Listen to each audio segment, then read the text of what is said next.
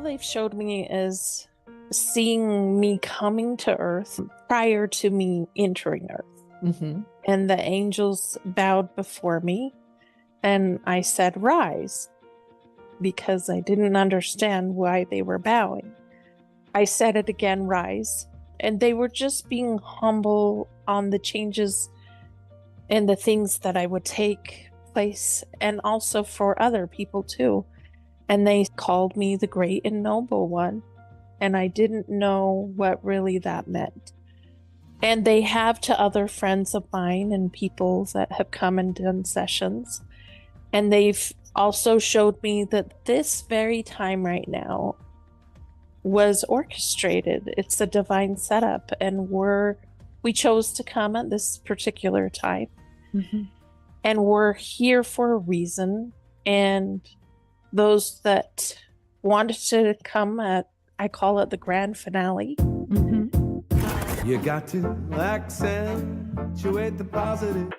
Wow, I feel good. A little bit of feel good goes a long way. You're listening to Karen Swain, teacher of deliberate creation, accentuating the positive, showing you a way to a better life. Accentuating the positive, it's not just fad, it's sanity. Who in their right mind would accentuate anything else?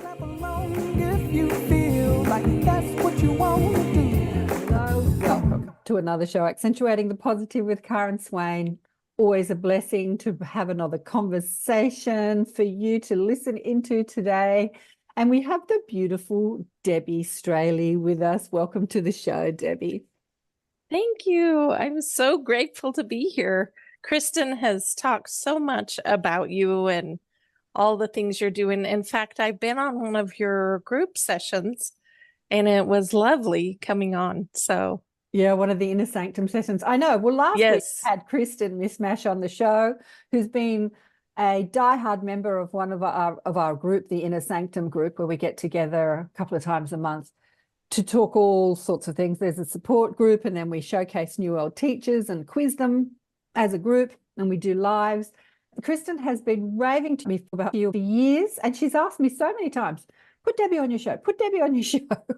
And because she spoke about you in the interview, in the conversation that we had last week on the show, as her Reiki teacher and her spiritual teacher, you know, where she lives, and you do the goddess circles and the drumming together and all that sort of stuff. And it just seems like now is the time. I don't know what happened all those years ago, but now is the time we get to. Well, thank you. I'm so honored. It is an honor. I know. It's so exciting. So let me tell you a little bit about Debbie. Life and death intertwined when Debbie was born unconscious as the umbilical cord was wrapped around her neck. Having witnessed the other side at birth, Debbie has always been open to seeing and feeling beyond the physical realm. This ability led her into a pathway of healing. Seeing both sides of the veil gave Debbie the ability to see people from multiple perspectives, both their best and their worst. Boy, do I know that one, Debbie. And experience has taught her how to assist people in being their best selves. Debbie's professional background included working with the Red Cross as a disaster action team member and youth affirmations leader and trainer. Wow. She trained every member of her team and dispatched them to serve in both national and local disasters. With a natural talent for crisis management, shifting chaotic circumstances into peaceful solutions, and seeing a person's strength is one of Debbie's talents. And she's done many other things in the corporate world, banking and all sorts of things, which I won't read in the bio today, but Debbie can tell us about that if you want to. But now Debbie is a certified Reiki master teacher who continually adds more magic to her healing toolbox. She became a Tibetan bowl steward and a Novi Chi mind-body practitioner and an intuitive life coach. And for over a decade, Debbie has been facilitating goddess full moon gatherings, where hundreds of women have come together in love to learn and grow and dance. Oh, it's going to make me cry. And drum and renew themselves on multiple levels. And Debbie was just telling me that she's getting a website up. She's making it happen because it's all been word of mouth up until today. And her website is debbiestraley.com. But if it's not up by the time you look for it, you can always find her on Facebook at Debbie Straley, Straley spelled Straley. All righty. Well, I'm excited to hear about you're an NDE. Is the NDE the one that happened at birth, or did you have more after that? Yes, it did happen at birth. That was the umbilical cord wrapped around my neck. And back then, there was no technology that they had to recognize when the heart rate of the baby was going down. And so usually they do this C-section, so they lost lots of babies that way. And was able to, yeah. What happened with me is, now this is strange because how could I remember what happened Exactly, yeah. as a baby?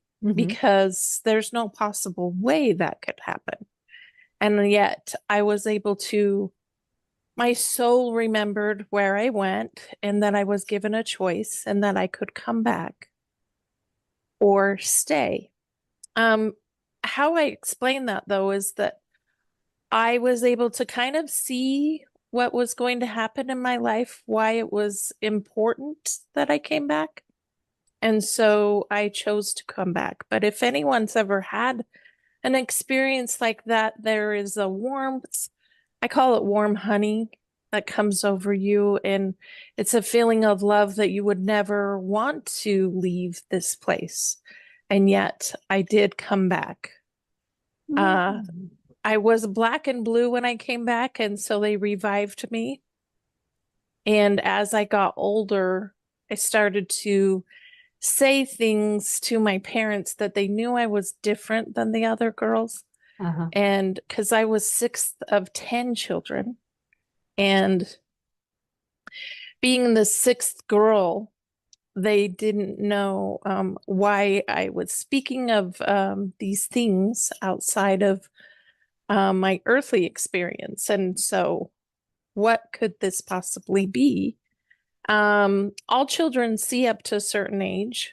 A lot of times you'll have a baby in front of you and they'll be giggling and laughing right in front of you. And then so start look to the right or the left, and those are our loved ones coming in for them. And sometimes the toddler will say, Grandpa, and point to the room. And you look at the mantle and say, Grandpa, and they still point outwardly. And I just say that people have lost their Wendy, their Peter Pan, their Never Neverland is what I call it. Because all children see up to a certain age and then they stop seeing. And I also say that when people have an experience like mine, they bring a little bit of heaven back with them. And so I was able to, my heaven was that I was able to see the angelic realm and also the dark forces. Although who wants to see that? But it wasn't a switch that I had that I could just see one or the other. It was seeing everything. So I did start seeing all of these things. And so I had a different childhood growing up. At night, when I was in the bedroom, they would shapeshift, the dark forces would shapeshift into anything and everything to scare a little girl. But that would scare any adult too. And it was like an obstacle course running through my home to get down to my parents' bedroom. And my heart rate was beating so fast, and my mother had to comfort me and hold me to get me to calm down. And this was happening every night. So she finally went to her girlfriends and said, is there anything that you can do for, I mean, I've had 5 other girls before this one, and they might have a night terror here or there, but it is not happening every night. And it is happening to Debbie. And they're like, is this the same child that brings pretend friends to the dinner table? She goes, yeah, that's Deb. That's what would happen with Deb. Yeah. And they said, well, there's a hospital up the street that could help her so that she doesn't have this going on. And I said, well, I don't want, thank goodness she knew that I didn't want to go to the hospital and that it wasn't going to be the best thing for me. Yeah. And so she instead went to prayer, and she prayed and prayed and prayed, and then came up into my room, and she goes, now before this incident, she would open the closet doors and say, there's no such thing as the boogeyman. Yeah. And she would lift the covers and see, there's nothing under here, as something's popping out of me. And I was scared to be having these things pop out of me. And I looked at my sister and I noticed that she didn't even witness this.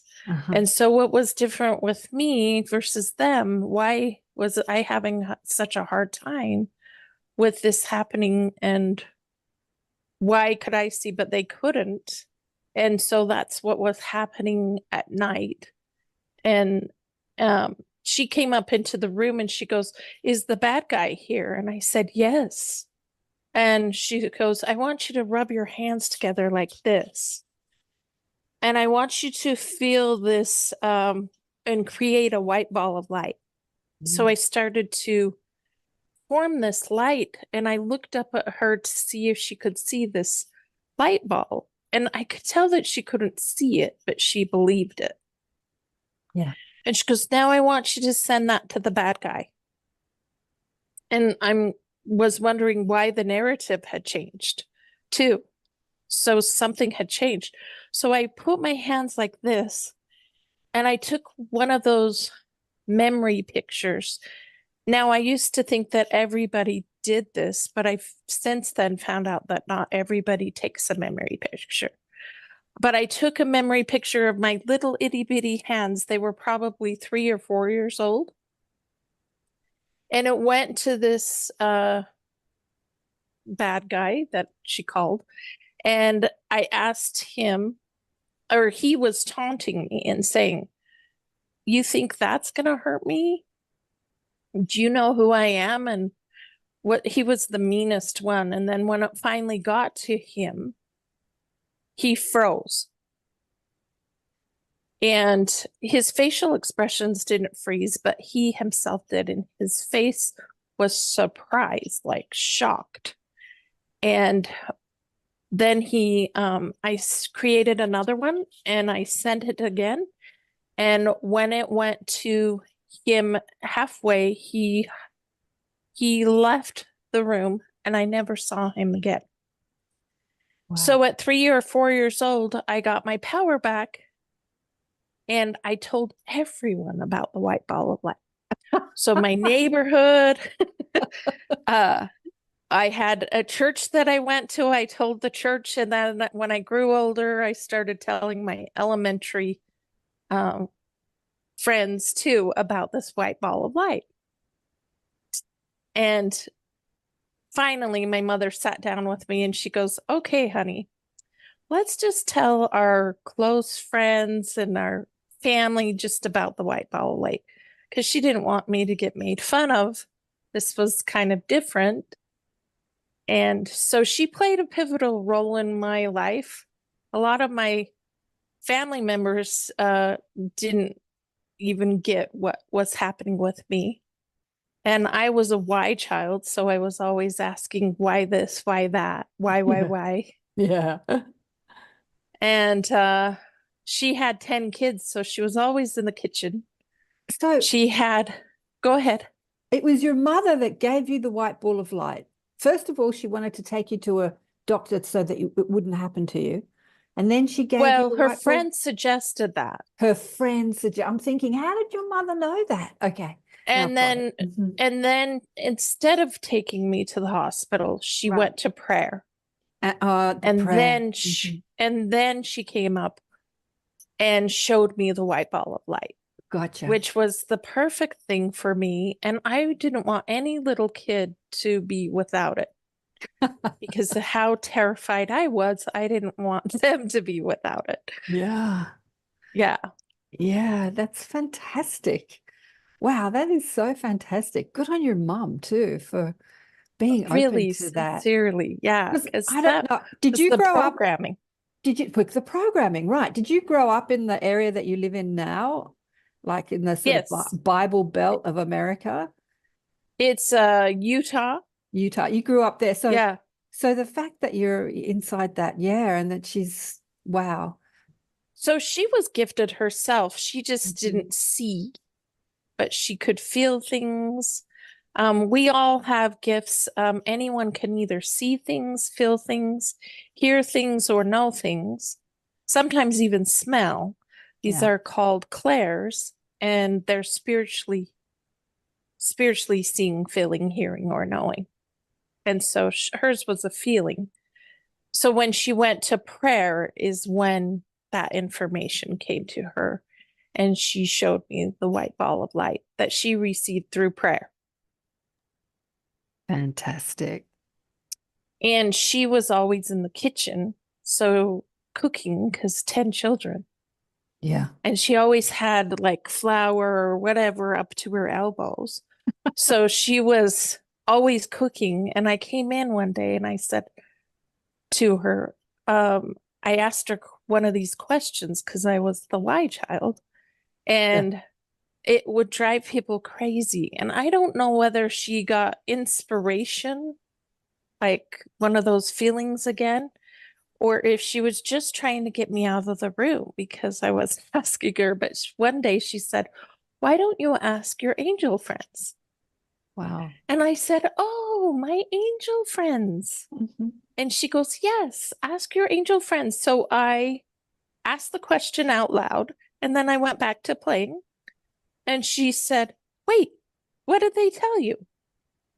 And I said this big, long, extravagant answer that there's no way that a 3 or 4-year-old would know. Oh, And we didn't even get a television till I was like 10. yeah. And so I wasn't influenced that way either. And that was another pivotal moment in my life because she had taught me to ask the questions. Amazing. So I did find out that they're bound unless we ask when we call upon them. Mhm. They're bound unless we ask. And so from then on, I started asking the questions to them. And they would answer my questions, but they were just answering whatever questions I had. So there was a moment where it was a conflict of something that had said, and I go, "Why didn't you tell me that part?" And they go, "Well, you never asked." I know. And so then I started to say, I would ask the question and then say, "Or anything I haven't asked." And they laughed just like you did, or anything I haven't asked. And I go, "Yeah. What else?" So in a way, I was being taught from the angelic realm as a child. Wow, Debbie, And listening to you so reminds me of Lorna Byrne. Do you know who Lorna Byrne is? She's the angel lady from Ireland. I think it's Ireland. Anyway, I had her on the show years ago. And she's so funny. She says, "I was born dyslexic." She can't even say dyslexic. She says, dyslexic. Am I getting it right? She's so funny.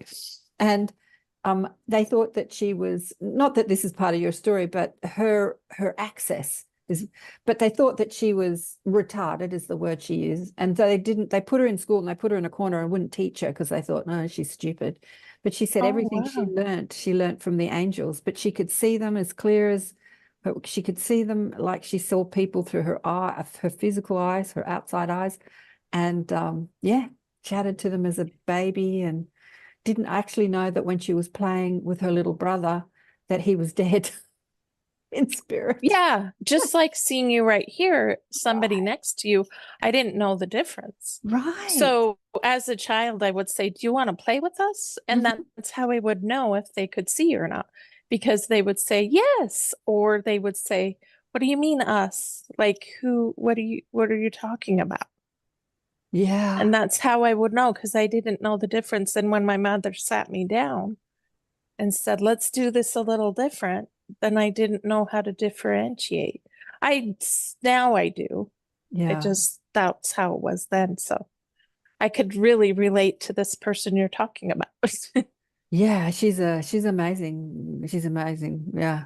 Like, you know, I've been speaking to people for years on the show, and there are some that have this access that is just out of this world, which is kind of like you, Debbie, that sort of access to the spirit world as a part of their waking physical reality. Like there's no difference. There's no oming and meditating and finding the vibration. It's just a part of your reality. It's like, and often they say the same as you know, you don't understand why other people can't see it because it's so normal to you. It's like, you don't see that person standing there? No.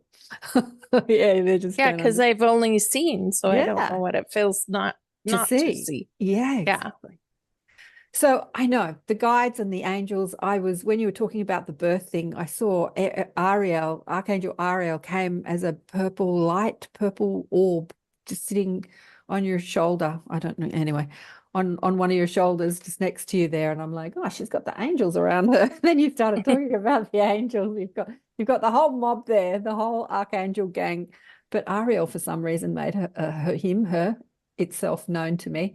But yeah, on a need-to-know basis, exactly. Being a curious child, because, yeah, guides and angels will only give you what you're summoning, what you're asking for, mostly, because we live in a free will environment. They do intervene, you know, sometimes. But we do need to ask in order to receive the information, unless there's a contract to the otherwise. So what did they show you? What did you ask, and what did the angels show you as a kid? One day we had a sliding glass door and this bird come flying in, not knowing it's a window, and coming in as hard as it can come, and bam, snapped its neck and died right then. And my mom again was up to her elbows with stuff, and I start running towards the bird. And while I'm running, I'm asking the angels, how do I heal this bird? And they start to tell me. And so even though my mother said, don't touch the bird, I picked up the bird and its neck was wobbling. And I put my hands over the bird just like this. And this warm honey started coming into the bird. Now, this was the same warm honey that I felt when I died. And now it's going into the bird. And I'm feeling it go in. And my mother gets to me finally, and she grabs my arm like this. And this bird flies out of my arm, out of my hand. And she looks at me and she goes, my mother did. She started to cry. And she looked so surprised. And she used this term all the time with me, but I didn't know what it meant. And she goes, I don't know how to raise you. And so children don't have any limitations. Yeah. They only have possibilities until the people in their life start to say, you can't do that. That doesn't work. Or there's all kinds of possibilities. We're just told we're not allowed to, although I did it so I didn't leave some of that programming. Yeah. Growing up. And I started to notice the people around me, and they would say, well, we almost died in that car accident. And I'm like, but thank goodness the angels were there. And I would say, did you see the angels? And they're like, well, no. I go, did you feel them? No. Did you hear them? No. How did you know they were there? Did you just knew it? And they go, because we should be dead. So it was just a thing to say. It wasn't just and then people in my life would say, you know, you're not to talk about that stuff. That's sacred. You're not to say those things. Those are sacred things, and you keep those to yourself. Oh my God. And so in other people around me, if they had gifts or something, well, that's sacred. So and I'm like, I found out that in the olden days, people used to talk to the angels all the time. And so I wondered why it's different now versus then. If we did it all the time, what's changed? And this was part of it. It's sacred, don't talk about it. And it's more or they say you should be talking to creator, source, universe, whoever, God, whoever you call that is who you should be talking to. I go, so what are the angels there for then? And I noticed there was a disconnect, that this wasn't common for people. And yet I was asking all the time. Sometimes you said, well, what did they say to you? Anything I asked them. The bird thing was one of them. Sometimes, even in church, I would say, so they would ask the question, and I would ask the angels the answer to the question, and they would tell me. And then I would raise my hand, and they would call on me, and I would say what the angels said. And I could see the teacher's face being perplexed because she didn't want to tell the little girl. She knew what I was saying was true, but I didn't say whatever she wanted me to say. So I said, what is it? What's going on? And they said, well, you didn't say what was in the book. Oh. I go, what's in the book? And they said, oh, read your scriptures, say your prayers. And there was a bullet points. I go, or it could be these things. And they said, yes. The teacher said, yes, that. And so I didn't realize that there was a script sometimes. Fascinating. It's so crazy that people don't recognize this connection, and, you know, especially in religious structure, and utilize the connection rather than making you wrong and saying, no, read your book. It's in the book. You're wrong. The book's right. Rather than saying, oh, wow, you seem to have a connection. Can you tell us more? Yeah. Just keep referring to an old book. The book has to be right. Wow. So I want to ask you, with this experience of living in these two realms simultaneously, what got you into banking? You said you were in banking. Like, what did you think when you grew up and left school that you wanted to do with your life? You didn't think that having this experience would be your life at that point?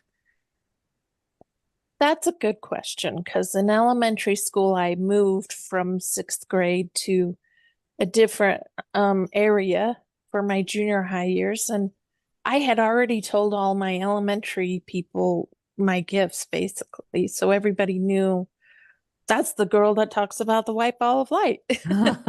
So by the time I hit junior high, I'm in a new school, I'm in a new area.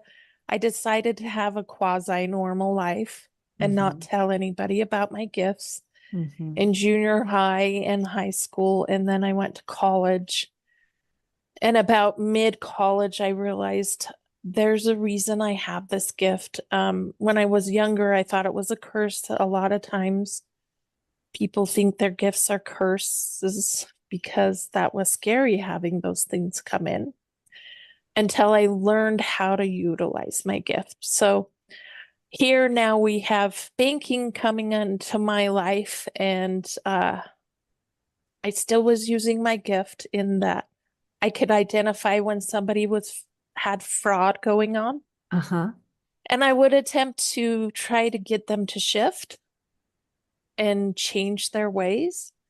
And then eventually I got to tell my boss, and she realized one day, she goes, you know, you come and tell me these things, and then I do the research, and you're always correct, but you don't show me the math that shows where the problem is. You just tell me. And so she started to recognize that I had a gift. And so she just believed when I would tell her, and I'd go look, and she would see it every time. Wow. But I know that people, unless we walk in their shoes, we could be doing the same thing. That is one of the things that came back with me when I left this earth, is a lot of times you hear about this judgment and those kinds of things. I felt none of that. It was love, acceptance. And I could say that I brought some of that back with me too, because I have a heart for people, whatever situation. We don't always know where they're at, what's going on. why they needed the money to do fraud. We don't always know the whole story, but I would attempt to change their ways. But if they didn't, then of course we would get to do it the other way. So did you confront them? Like if they came up to the, the window and you knew that they were being fraudulent, would you confront them, the people? I would look in their eyes with the most loving, caring way that I could. And sometimes I would say, there's other ways that we can do this. And I wouldn't say it in a way, it was always in a, they could wonder if I knew or didn't know. But usually I had my angelic realm, the angels, you could feel it come in. And it was an opportunity for them to shift.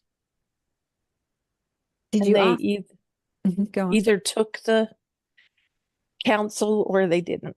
Right. But yeah. when they didn't, and I gave it a little bit of time, then I got to tell. The manager. Yes, the thing with me is that I just listen, and usually I'm hearing from people's higher selves.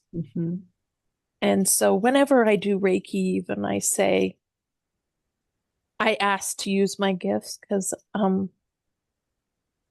some healers can flay people open when they're not ready for it. But I like to be very gentle and ask permission when things come to me. Oh, that's so interesting that you say that. I don't know if Kristen told you, but this weekend past, we had another medium on the show, Sandy Feltz, who was channeling one of our Inner Sanctum members who had passed in early December. Actually, she was channeling a lot of people. There was another spiritual teacher called Michael Tamura, who is just fabulous, who had 7 near-death experiences. I think it was 7. Was it 7? Wow. He says here about that. He said, I lost count. He's laughing. He's saying, I lost count. He's funny. He's listening to this conversation. Anyway, and through Sandy, he said exactly what you said just then, because he was such a teacher. And he said, sometimes you got to hold back and let people learn the lessons for yourself, and then not trying to, and he said this from spirit on the weekend. Yeah. And he said, rather than, try and help everybody, and he gave me, as Sandy was speaking, he gave me the analogy of the chrysalis and the butterfly. This well-meaning man saw a butterfly struggling to get out of a chrysalis. So he got a pair of scissors and cut open the chrysalis so that the butterfly could come out. But apparently the struggle that the butterfly goes through to get out of the chrysalis sort of activates the chemicals that it needs to open its wings so it can fly. And if you open the chrysalis, the butterfly dies. That was the analogy he gave. So that's so interesting that you say that message that has come twice now in the last few days. Yeah. Don't be over eager to help people. They have to learn the lessons themselves. But like the angels, you can guide them, you can tell them, you can show them, but they have to make that decision. Interesting. And as a little girl, I didn't know the difference of, because I didn't ask the bird if it wanted to live. And I didn't go up and ask, is it okay? Is this for the bird's highest good to live? Yeah. I believe that the bird allowed that lesson for me. Oh, absolutely. Yeah. And so I learned a valuable lesson as I grew older. And then I learned that it's important to ask if the person wants to live.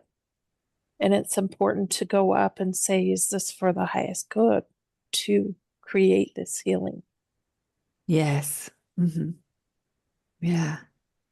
Well, I had people come to me all the time. Even there was a story one time I was going into a grocery store, and this lady who had already passed away, so she had already died, she met me at the front of the grocery store and she said, will you talk to my daughter? She's in the grocery store. Will you go speak to her?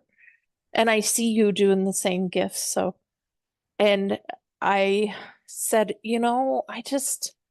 it makes me uncomfortable to interrupt somebody's shopping day. And I get that you wanted me to talk to your daughter, but I feel like they usually cry, or it just really affects them. And she goes, "Can you hear me out for my story first before you?" I said, "Sure, go ahead." And she said, "I knew that there would be a day that the banking system would crash. And I knew that this would happen one day, so I chose to put my funds in my home, and I told the children that if I ever die, you're going to have to look for this money that's hidden in the house." She goes, "I thought I was going to have one of those deaths where the family gathers around and you have a conversation and all of these things, and then I would tell them where the money was." She goes, "I died instantly like that." Oh my God. Yeah. And she goes, "So I never got a chance. And they keep calling me in. And money is an important thing here. Although I had said that I would give it to them, and I want to. They're calling me in and asking, "Mom, where's the money?" Uh-huh. And so I keep coming in, and they can feel me really strong. They just can't hear what I'm saying. Right.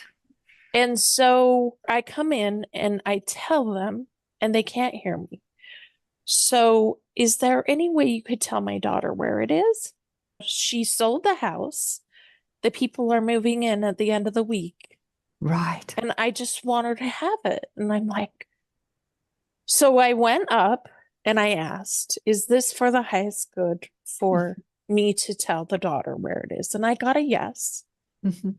And so I just told her, "You're going to have to come in really strong so that she knows that because usually when I do this, they look to the right, then they look to the left, like, who's this crazy person?" And then they look me in the eye and they feel it and they know what I'm saying is true. And then they start to cry. Mm-hmm. She's like, "Okay, I'm coming in strong." I go up to her daughter and I'm like, "Thank you for letting me interrupt your shopping day today. Um, I know you don't know me. Your mother's here right now. I know she's passed. Again, you have to be careful because this could fillet somebody open. Yeah. Make sure you have permission to do this." And I said, "She's this little itty bitty thing." I described her. And she wanted me to tell you where the money is. She told me all about the banks. She told me she had this conversation and that you're selling the house at the end of the week. And she started to cry. Of course. And I said, "She put it in the attic. She's this little itty bitty thing. I don't know how she got up there, but she went up in the attic and put the money there." And she's like, "The attic. Oh my gosh, Mom, I would have never have thought the attic." So I left. She was probably in shock. We didn't exchange numbers. Uh-huh. And her mother comes to me shortly that day and says, "Thank you. She got the money." And I've never seen her or her daughter again. Wow. Yeah. And I don't talk about this in my everyday life to other people always. I mean, so it's just when it comes in, I sometimes do it. Like I said, I'm uncomfortable a lot of the time. But Wow, when it comes in that strong, I just that's do it. strong. That's such a great story. I love that story. It's such a great story. But Yeah. as a little girl, I used to do everything and anything they said, and it's not always for the best and highest good. Like your friend, was it Michael, you said? Michael Tamora, yeah, from Yeah. Mm-hmm. Sometimes people get to grow and learn. He was such a magnificent okay, still is a magnificent Dad, talk about me in the past tense. Still is a magnificent teacher. Yeah, I don't have a story like that, but I've got a little story in the supermarket. I'm standing in line one day waiting for the checkout, and there's a couple of women behind me, and one starts to panic and she's like, where's my wallet? Where's my wallet? And she looks through her shopping basket and she's looking in her bag and she's looking in her pockets and she's having a panic and she drops the shopping basket and goes running around the shop. And I'm just standing there thinking, oh, right, okay. And then she comes back, she's panicking. And I'm like, I've got to put this woman out of her misery. And I said to the mob, where's her wallet? And they said, it's in the bottom of the basket. And I said, all right, I'll tell her. I'll tell her it's in the bottom. So I go, excuse me, ma'am, excuse me. And she's like, yeah, she's in that panic. You know, when you're in a panic, you can never see anything. You can't find anything. Or even hear it sometimes. And I said, your wallet's in the bottom of the basket. And she looked at me like, how do you know? And I said, I can see it. Like, she didn't say it. Like, I read her mind. It's like, I said, I can see it. And she goes, oh, you know, so I didn't tell her that I had been chatting. Yes. And she was like, oh, thank you so much. Thank you so much. But I have to say, that happens rarely to me. Does this happen a lot to you where you're doing your business and spirits asks you to go and speak to strangers? Does that happen a lot to you? I've been at dinner before and the waitress came up and her brother was telling me all the things. Tell her I'm sorry. Tell her this, tell her that. And I'm like, please, no, let me eat this meal. You know, I don't want to upset her. And I finally did say it and she cried and she left that day. It's those kinds of things. He wanted so badly to tell her he was sorry.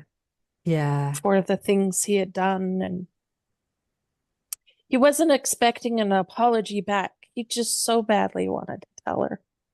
Yeah. Yeah, I have to say, I don't, touch wood, I don't have spirits pestering me to do that sort of thing when I'm out in public. It's a bit like we talked about, it's a need to know basis. If I ask, they'll give me the answer. So yeah, if I see somebody in trouble and I'll ask, or what can I do to help, they'll tell me. But I don't have them, you know, like just pop, you know, hello, speak to them for me, which I feel thankful for, to tell you the truth. Yes, but I did go up and ask on that. There has been times when I've gone up and it's like, no, it's not for the highest good. So then I don't say. So, okay, so you're in the banking industry, your boss recognizes that you've got these abilities. Did you discuss that with her, or she was just like too freaked out by it, but she just trusted that you would know, and that's where it went, that's where it stopped? Or did No, she... I did discuss it with her when she identified it. I did sit down and said, I do have these gifts. This is how it's coming through.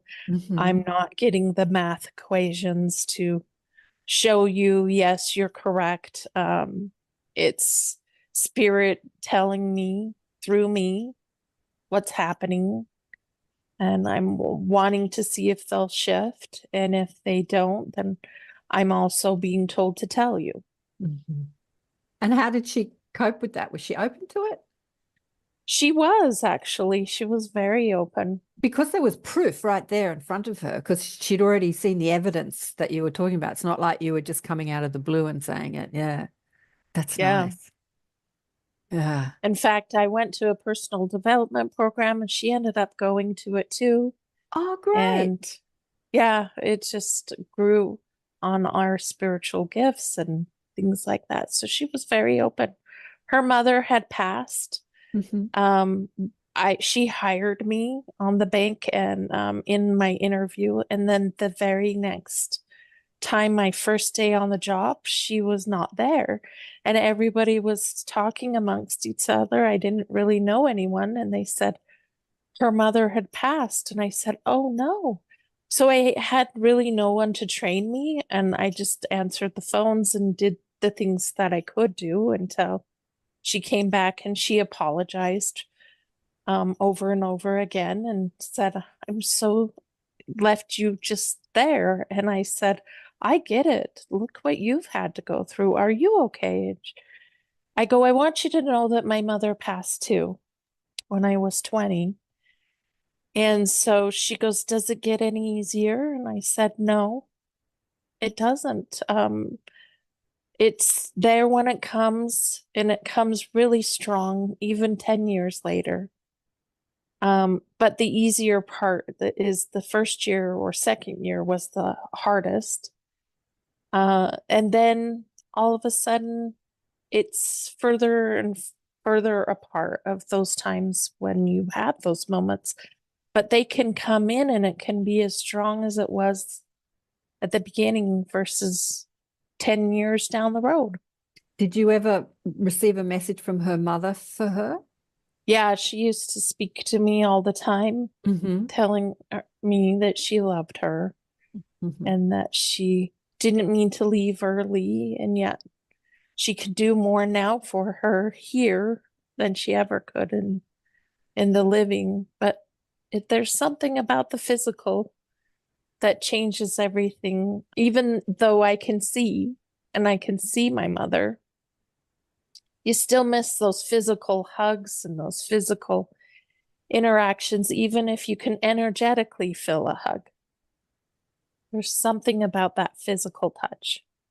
Yeah, I don't know. Everyone says that, but I don't feel that. I really don't. You feel it energetically too? Yeah, I've had so many people die. Like in the last week, 3 people have left the planet that I loved. Well, one that I knew, one that I loved. And yeah, I just don't feel miss that physical interaction thing. I don't. Yeah. I think that we have to move beyond that missing thing. That's just how I feel personally, because I don't know, it's torturous to feel that missing thing. It's torturous. Is that what you want to feel? Do you want to feel sad and in grief? Oh, it's a choice. And for many, not you, but for many, that death experience awakens their desire to want to reach out and find that other side, as we call it, or that higher realm, or higher, raise their frequency so that they can acclimate to have that connection again. And, I wrote a book about it, put people's stories in it, called Awakened by Death. So I see death as such a beautiful awakening. It's a spiritual awakening for so many people, unless they employ bank employees like you. And that's a spiritual. But yeah, the missing thing. Yeah, I just don't do the missing thing. But I know a lot of people do. I know a lot of people do. What was I going to say? It's nothing like it was, though. I mean, but there are days that I'll just miss my mother. You'll miss your mother. Yeah, I often wonder about grief being those traumas that we're holding inside, and that grief thing activates them. That just activates that separation anxiety that we feel when we incarnate into this world, and we don that experience of feeling separate, of having the illusion of separation, that's separate from source, separate from God, separate from our soul. We have the illusion. And so when people die, it reactivates that experience that we've signed up for, and that feeling of feeling separate. I'm separate from you in some way. Whereas the truth is we're never separate. And never more beautifully illustrated than having our group member, Eris, channeling through me and 3 other members and Sandy this weekend in our group chat, because it was like she was right there, so much more present than she ever was when she was physical, because she couldn't work out the tech, and she was messing with our tech from spirit. And every time something would go wrong in the tech, Sandy would say, Eris is saying, "You're welcome. Now you know what it was like for me when I was physical, couldn't work the tech." I can relate. Yeah, I know. And I never felt closer to her than, well, I must admit, I never met her physically because it's online. She was in America, I'm in Australia. But I felt so much more close to her in spirit than I did when I was looking at her on Zoom. So yeah, they definitely keep their personalities too. Yes, absolutely. I look forward to reading your book. Oh, it's 12 stories, people's stories, just the death, either their own near-death experience, or like me, the death of my mother. My mother died too when I was a teenager, and that woke me up. She used to come in dreams and say, I'm not dead. And to the 12-year, how old was I? To the 16, 17, 18-year-old, I can't remember how long that went on for. It went on for years. I just did not understand what she was talking about. But it made me a question, like, how can I be with my mother when she's dead? Like, because I was with her all the time in these dreams, and then I'd wake up and I'm like, oh, that was a dream, because it didn't feel like a dream at the time. It felt like it was real, and it just used to perplex me. And so put me on that, keep asking questions, keep seeking, keep understanding who we are. But I was going to say something to you about your bank manager's mother said that, or the boss at the bank said that she could help her better from spirit. It reminded me of a friend of mine, Paul, who died about 10 years ago. He had 7 children, and my father's name was Paul, and my father had 7 children to 3 different women, and Paul had 7 children to 3 different women. There was a kind of synchronicity going on there. And when he died, they were all very upset about it, but he had this big house and they sold it for lots of money, and like he helped them physically through financial thing. Not that he was a rich man, but the house was right on the water in Sydney, you know, prime real estate. He bought it for next to nothing 1,000,000 years ago, and then, you know, big city real estate went up, and all these children were very nourished through his death. And in many ways, he kind of left to help them all out financially by the house being sold, and then they could buy houses and start businesses and put their children through college. And it was really interesting that you know, his death will sort of help them all so much. Yeah, in many ways. Yeah, it is. My mother says that all the time. I'm doing so much more than I ever could there. Although she fought so hard to stay here. To stay alive, yeah. Another Another wanted to be message, with her babies. another message that Sandy brought through from someone who had died that week, because he fought so hard to stay. He had Facebook posts, please help me raise money because there's this treatment that's going to save my life, but I can't afford it, and like struggling to stay alive. And from spirit, he said, gee, if I knew how good it was here, I wouldn't have struggled so hard. Yeah. So tell us, what else did your mother say to you after she passed, to having that great access, about her life in a different address? Oh, she said, I wish I could give you a tour and and come see everything. She became one of my angels, and she was there with me anytime I did Reiki sessions and Reiki classes.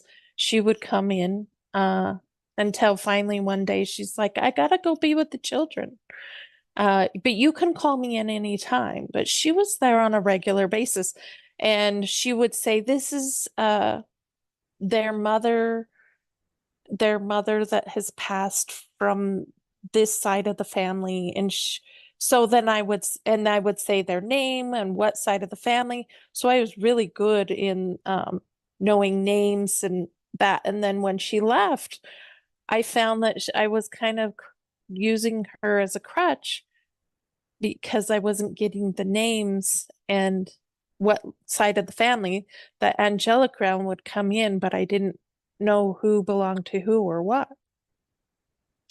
But my mother was originally telling me all the people and who they were. Then I got to figure out on my own how to find out who's what and where. So she was helping you like that. Did she say that she was talking to other people too that could hear her, like other people you knew or other family members? Well, they would all come into the room and I could see them. It's like a big gathering. You don't know who's the cousin and who's the dad and who's the grandfather and they don't always look like a grandfather. They can be in their prime. Yeah. And look really young. So it's not always shown to you, like if an older, oh, do you have your grandfather here because this older gentleman's here? They don't always come in that way. And in fact, my mother came to me one time in her prime and I didn't even recognize her at first. I felt her soul and then I'm like, Mom? And she goes, oh, yes, yes. Well, we've been friends in other lives. I'm in your mother in this life, but we've been other things to each other. She just explained it like that. Wow. And when she explained that to you, did you understand that? Did you understand the whole reincarnation thing and soul agreements, or did you? Yeah, I knew that I've known of my past lives and other things like that too. So when she said it, it's like it would go through me and I just knew everything she was saying was true. Yeah. Yeah, because my mother's reincarnated and she's a family member, and she's an adult now. She's in her mid to late 20s. It's so fascinating watching her fulfill all those things she didn't fulfill in the life as my mother. She's fulfilling in the life as another family member. And it's so fascinating to watch that continuity of life. Like life just continues, just life just keeps going on and on, life never ends. So if I Yeah. didn't, like even the things like my father was very dark and very olive, and she had sort of mousy colored hair like me. She used to dye bright red when she was younger. And freckly skin. And she used to complain about having thin hair and freckly skin. And she'd say, "Oh, I wish I had, thick hair like your father and beautiful skin like your father." And so I heard that as a child. And when she reincarnated, she did. She had the thick hair and the beautiful skin. And there were things that she complained about. My boobs aren't big enough. I wish I had bigger. I'm too tall. I wish I wasn't too tall. Men are intimidated by tall women. And all these things that she used to say. And I used to hear it, hear her complaining and go, "Oh, okay." And then when she came back, she just fulfilled all those things. She had a spinal problem, which kept her short, and beautiful thick hair, like thick as anything, and beautiful olive skin. And yeah, amazing to watch this continuity of life continue. Yeah. So when I asked about your mother contacting other family members, I meant family members that were physical. Like, does she talk to other members, and can they hear her in your family? Yeah, I have some of my siblings that are gifted also. Just differently than mine, and they'll say mom came into the dream similar to what you're saying. Right. I physically saw her in the waking, like when I was awake, although she has come in dreams before, but my siblings would say she came in a dream, or I felt her. They didn't always just see her, or in what people call their mind's eye, but it's not really their mind. Or so yeah, that I have other gifted siblings, and then some of them are like my brother. He was 10.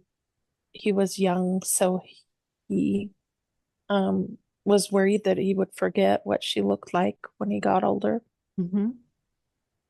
So what else have the angels taught you? I suppose it's more about what you ask them. Do they give you information without you asking them? Because there are people that have that contractual agreement, with the angelic realm, that they will be a channel for information without necessarily summoning it.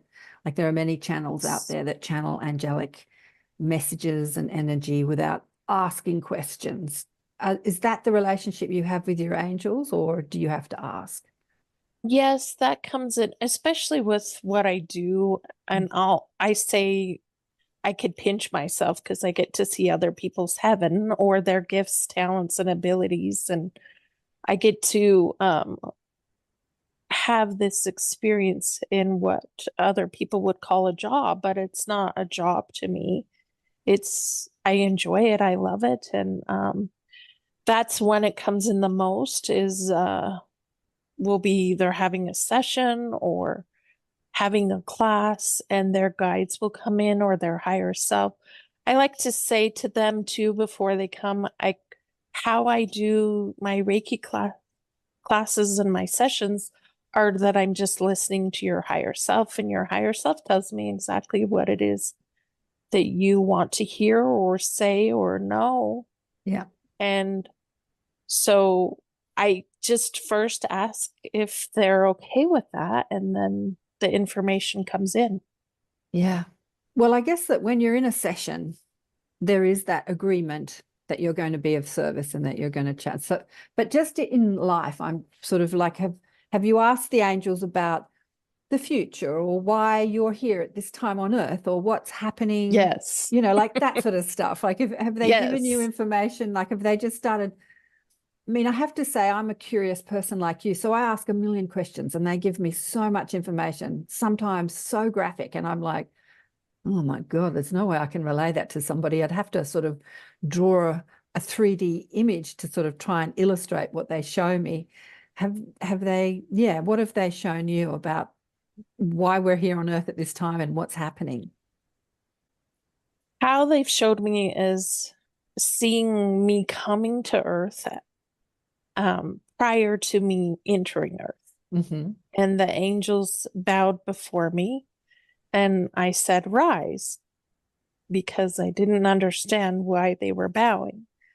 And I said it again, rise. And they were just being humble on the changes and the things that I would take place, and also for other people too. And they called me the great and noble one. And I didn't know what really that meant. And they have to other friends of mine and people that have come and done sessions. And they've also showed me that they did that, and that this very time right now was orchestrated. It's a divine setup, and we chose to come at this particular time. Mm-hmm. And we're here for a reason. And those that wanted to come at I call it the grand finale, Mm-hmm. is here right now. And we have the opportunity to change it. And we can use our gifts, talents, and abilities, and that's what I'm doing. Mm-hmm. Part of my purpose here on Earth is to assist humanity. And one way is to show them their gifts, talents, and abilities through their higher self, because they're talking to me. Mm-hmm. And then the other is to assist the planet and the people on it.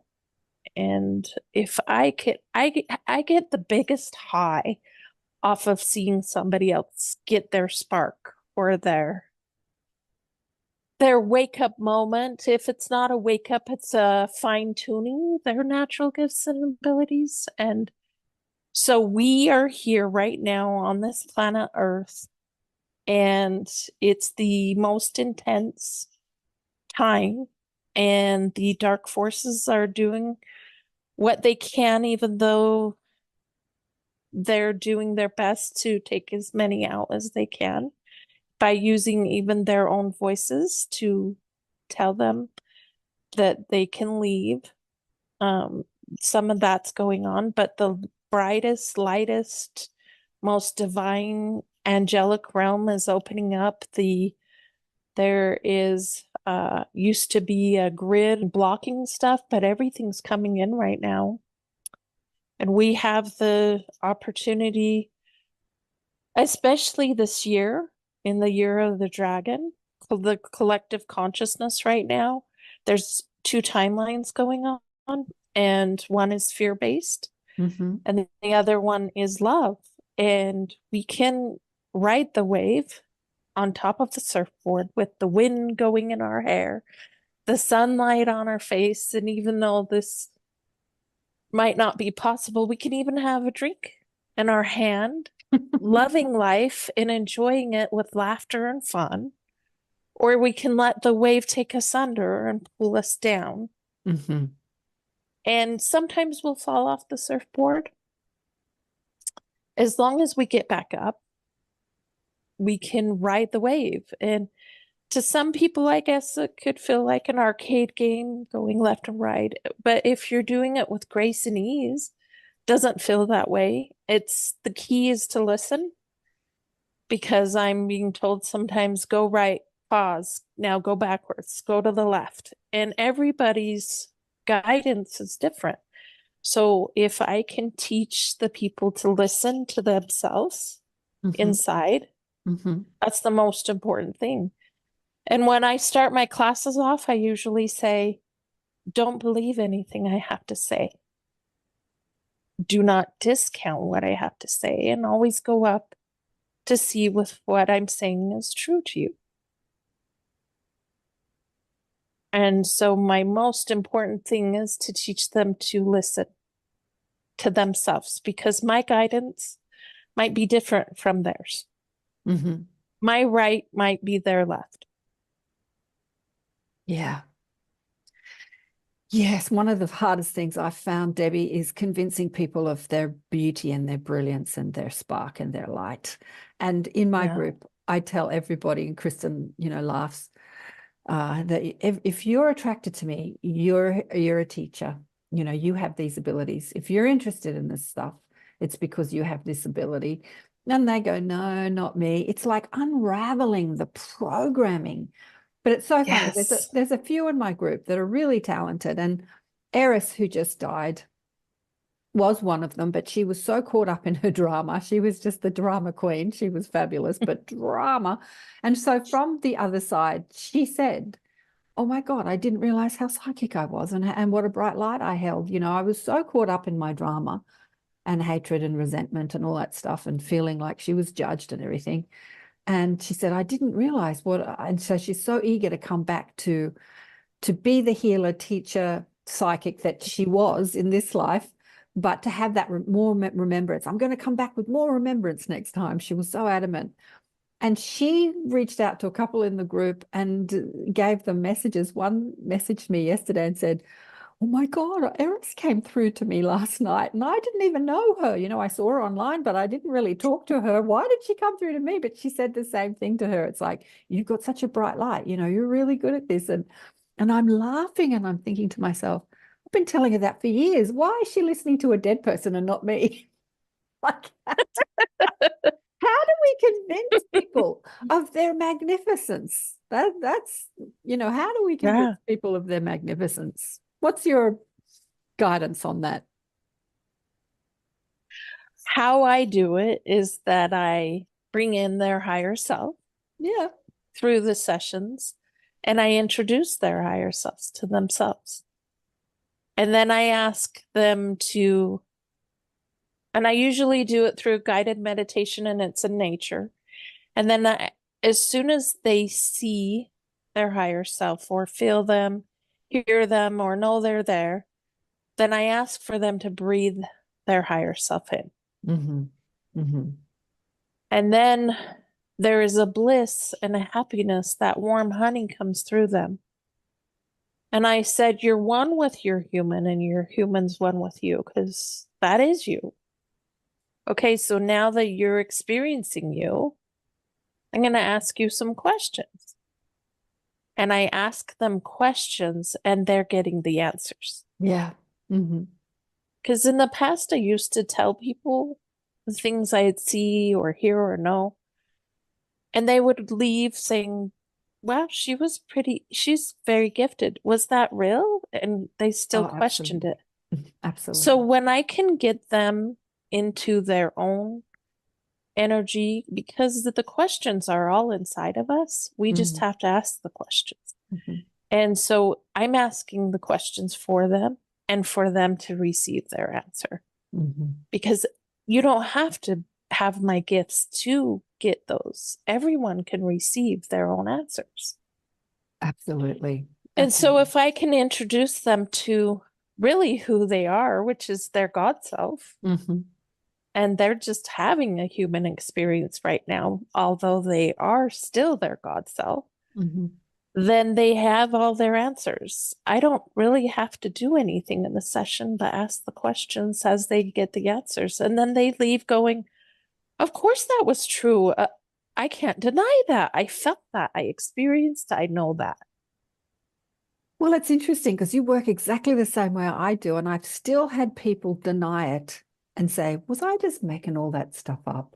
Like they still go back into I think it's and these are, well, some are Canadians, but usually Americans.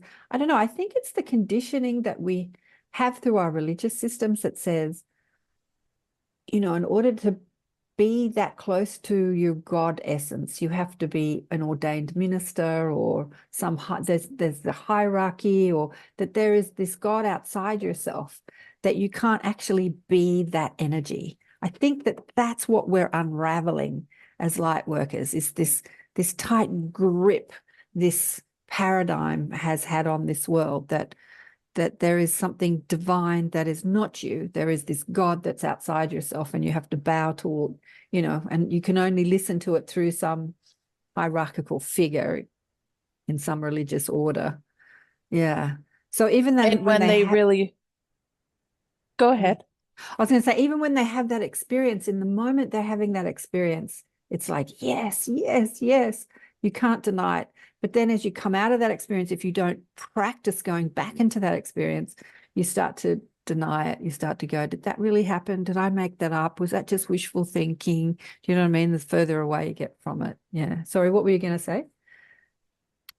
I think just right now the sun's coming in. Can you see it on me? Yeah, I can. Yeah. Yeah, You're all right lit when up. you were saying that. Yes, You're all lit up. Yes.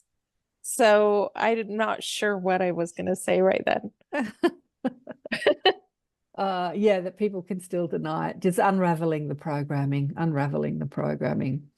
Okay, so back to the angels talking to you. Have they talked to you about how we are the creators of our reality and how we can, get what we want? A lot of people are in suffering, and they're looking for solutions. Have the angels, have you asked them that question about how we can teach humanity about the power of their mind and their thoughts and their decisions, and the guidance that we get through our own vibrational frequency and emotions and feelings? What have they said to you about that?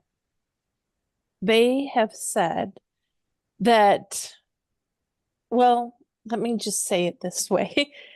It's a silly thing that I'm going to say, but let's just say God was here on Earth and God wanted to use a vehicle on Earth. What kind of vehicle do you feel like God would use? Of course, they would say, but let's just for humor's sake, what kind of vehicle would God use? I almost get to go like this because the sun's coming in so bright. I know. The Egyptians called the soul the Ka body, spelled Ka, which is the part of the higher self, or whatever aspect of the divine you want to call that incarnates into experience, into physical or different experiences. It's that part of the higher self called the Ka body, or the Merkaba, or the soul. There's maybe many names for it. So I always think like we're driving these car bodies around in these physical vehicles. Like I call the body the physical vehicle. So that's how I see it. All of that is true. Let's Mm. just say that they got in a vehicle. They would use the most luxurious one, the one that has air conditioning, all the bells and whistles. But people believe that they would get on their Jesus shoes and start walking, or drive a Pinto to be humble. And yet we are abundant. And if we had a God that loved the children, wouldn't they want them to be abundant too? And so, yes, so just imagine a tree in the universe. And if I wanted to grab an apple from the tree and I started to eat the apple, I could worry about the people in Africa that haven't eaten, but they could grab from the same apple I grabbed, and it will regrow itself instantly. And so we really do have access to the universe on anything and everything we want. Yeah. And when you tap into that and know that you are God yourself and you can grab from the universe, that you yourself is God, and grab whatever it is your heart's desire, then you have access to this abundance, So it was a joke that my mentor would say, what kind of car would God drive? And he was German and he would say a Mercedes. All right. Because he loved that car and just was joking that. But it's exactly what you would say, that would use those things. It's so funny, the synchronicity between you and Lorna. When I had Lorna on the show, she was sitting next to a window and it was sunset. And the same thing happened to her in that, and she couldn't work out the tech, And so she was using the light of the window, and then the light went down and the light was just streaming on her face, and the rest of the room went pitch black, and she was just like in this spotlight. And, the Virgo in me wanted to fix it. And then I sort of sat back and said, just look at what's happening. It was so amazing what the sun was doing with her. It's a bit like you, what the sun is doing with you. Yeah. I look forward to meeting these people. I got to send you this. You'll relate so much to her story. she kind of talks more in that religious speak, so she contacts a lot of people, and her vernacular is kind of limited. It's quite sort of religious. As I say, she calls herself dyslexic, so she's never read anything in her life. She can't read or write. I think she has her daughter that helps her do emails and things like that. But getting back to what you were saying, I've lost my train of thought now. What were we saying? Oh, the abundance of the universe. I often think about this. Look at a strawberry, or I was cutting open a papaya, or any fruit, and you see these hundreds of seeds, and every seed grows another tree or another plant that will sprout, more fruit with hundreds of seeds and more fruit and that realization that nature is abundant, that the universe is abundant. And when we suffer from lack, it's our own belief system when we're surrounded by abundance. Yeah, God is abundant. Absolutely. Yeah. Yeah, so we can tap into any of it, whatever our height. I mean, we do have a genie in the bottle. We can, and it's not 3 wishes. It's not We 3 have wishes, exactly. Yeah, we can wish for whatever we want. Exactly. Create it. Ask and you shall receive. And Kristen was saying Yes. last week that, from the Mormon teaching, ask in the spirit, or give in the spirit, or whatever the Mormon church says, the spirit. But it's that feeling when you evoke the feeling. She says that the church says, tithe, and tithe in the spirits of abundance, or in the tone, or whatever they call it. But it's interesting. I was talking to a friend about this yesterday. It's like the church says tithe, but tithe to us. They don't say give to everybody or give to anybody. They say tithe, but give it to us, and they become very abundant. I'm like, that's interesting, isn't it? But yeah, when you give with the feeling of generosity, those blessings come back to you. That energy of generosity and joy returns to you. What you put out comes back. What you put out comes back.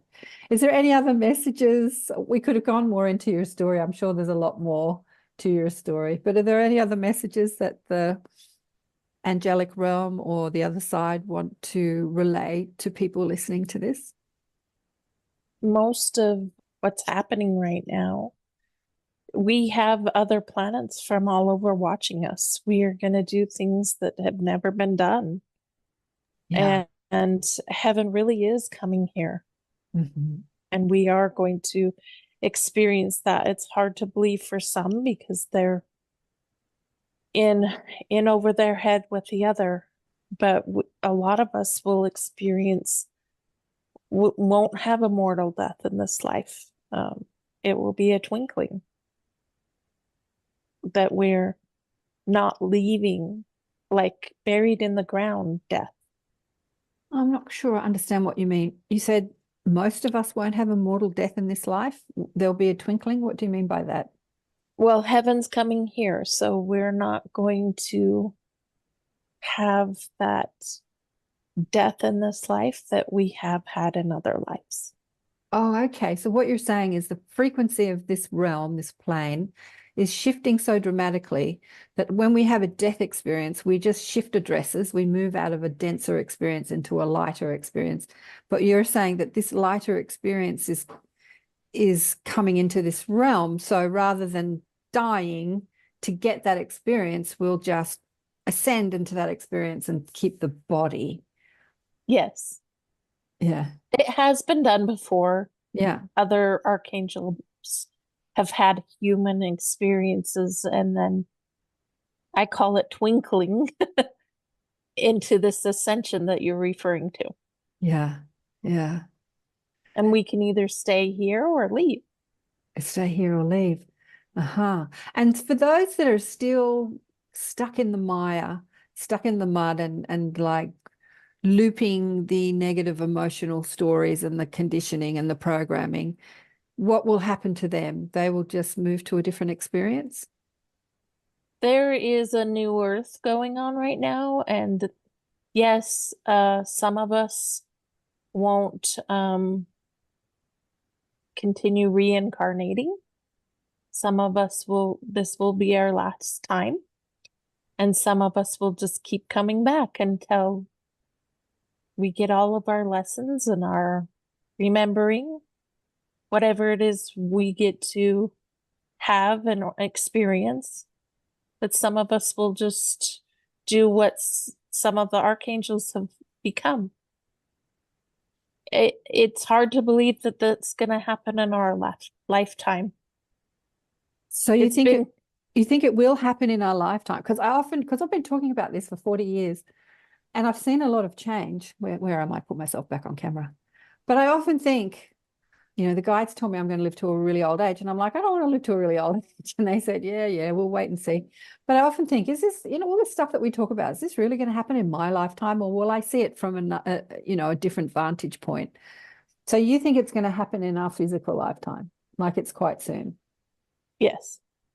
Soon as in 5 years, 1 year, 10 years, 20 years? So time is weird for them there because everything is now. So our past, present, and future is right now. And so that is not my gift. I know other people that have the gift of time and get the gift of names. That one's not, they'll tell me soon, but soon, does that mean 10 years, 5 years? They'll give me seasons. Well, does that mean 5 years from now or 10 years? But I was told that it would happen in my lifetime. So will I be a grandma in my rocking chair on the porch? I don't know. Yeah. Another angel lady that I had on the show at the end of last year, Anne Tucker, she does a lot of predictive messaging. Again, that she has this contractual agreement with the angelic realm to bring through messages that she's not asking for. It's just coming through. And she says they're saying imminent, but she said the same thing about time. What is imminent? Is imminent this year, next year? But imminent can be within the next 5 years, or that's interesting. I'll send you her to this year is going to be the biggest changes. Everyone talks about this year being a big year, 2024. But we have had lots of changes. We have had lots of changes. Yeah. Because when you've been doing it as long as I have, you see them. I remember when I was in my 30s, we were talking about all this stuff. And I'd look out into the world and I wouldn't see the changes. I wouldn't see it happening. And I'd think, we're just making all this stuff up. But gee, you can't say that now. There's been huge shifts collectively, globally, globally. 2020 was a big year. That was a big year. Huge. A lot of times I'll say to people, so you're in your Armageddon, or what some religions say, last days. How you doing? It's a perspective, right? Yeah, absolutely. And most people are like, oh, I'm doing really good. Yep. Yeah, how we experience the Armageddon or the last days is just like you said. You can be on the surfboard and ride the wave with a cocktail in your hand, or you can let the wave dump you. Like if you've ever been dumped. Even 2020, we can go back now because now we have hindsight. How many of us rode through that like on the wave? Right. With the drink in our hand and the sun in our hair. Right. And we just were right in the wave. And it was good years for us. And then how many of us were under the wave? There's all different perspectives on that. Absolutely. I have to say I rode that wave. People would say to me, but you can't go to a cinema and you can't go to a cafe and you can't do this stuff and you can't do that stuff. And I'm like, only temporarily. Maybe I can't do it for a month or 2 months or a year. Well, who cares? I can do it later. It's like I live near the beach. I live in a beautiful place. I did a lot of other things. Yeah. That I didn't do if I was at the theater, or the other things that I would have replaced. I have to say, because all my business is online, most of it, the online business just took off. Groups, people were like on groups and sessions and shows, and it really expanded during that time. So it was Debbie Dung, you're just an extraordinary person. You really are. I feel like I could quiz you for another couple of hours about your abilities. I don't call them gifts, I call them abilities, because I know we all have them. Some have them more than others, and they are the teachers. Like you had them from the get-go, I might have had them from the get-go, but I definitely developed them in my 30s, not having that experience that you had as a child, except in dreams. You know, I was speaking to dead people in dreams like mum, but I just never had that seeing things and talking to spirits and stuff like that when I was young. I was too busy thinking about boys and movies and shoes and fashion and music and records and stuff like that. But yeah, you're one of those extraordinary people. I just want to thank you so much for coming and sharing on the show. You did so well, darling. Oh, thank I you. was a little Thank nervous. you. Probably people watching the videos will see that you've been a little bit nervous, but you did so well. Thank you so much. Yeah, it's not my norm, Yeah, I know. but I get to stretch myself too. Yeah. When it comes to myself, and you probably can relate, it's harder to read yourself. Yeah. Oh, the guides told me years before I went on YouTube to get on YouTube and start talking and teaching. And my shyness or vanity or both stopped me. I went behind a microphone on radio because I could sit there and not worry about what people were looking at, and I could speak. But even that was a big quantum leap, just speaking, putting my voice out there. But now it's old hand, you know, when the desire to serve humanity is stronger than your self-consciousness, it becomes effortless, really.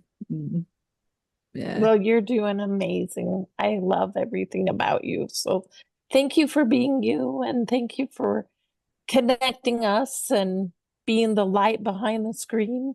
Oh, thank you, darling. And thanks to Kristen, who Yes, she connected is us. such a doll. I love her so much. I had a million questions I could have asked you about Kristen, but I thought I won't do that on camera. I can hear Kristen laughing, listening to this, going, thank God.